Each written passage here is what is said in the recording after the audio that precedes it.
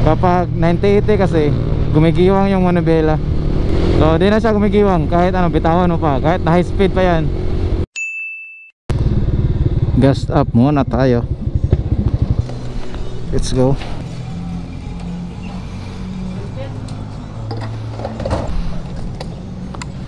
Alright, so papunta tayo ngayon sa Valencia City, Bukidnon. So andito tayo sa Maramag.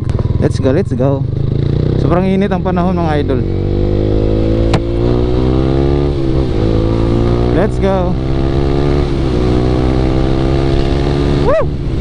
Sobrang smooth ng takbo ni Gray ngayon. Tapos bago pa yung gulong natin, so, nagpalit tayo ng size sa harapan, 80-90.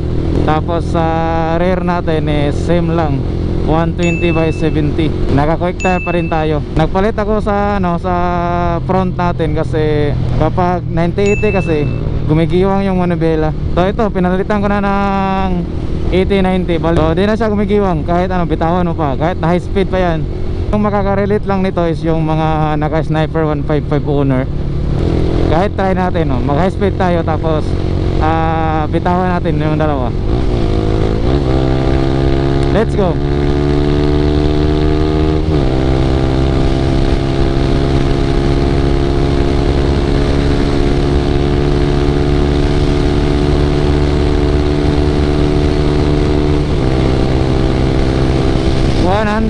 So bitawan natin. Yun o, di siya gumigiwang.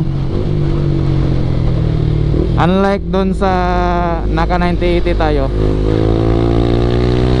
gumigiwang yung manibela kahit mabagal yung takbo natin. Tapos kapag nag high speed naman tayo, parang nagwiwiggle talaga.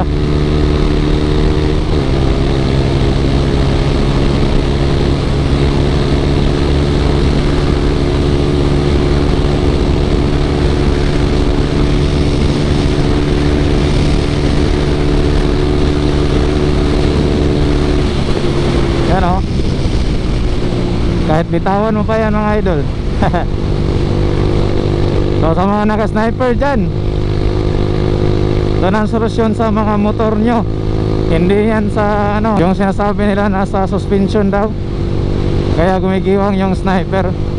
O kaya sa sa dito sa bearing nya, sa knuckle bearing nya. Hindi po yan totoo. Nasa gulong po yan.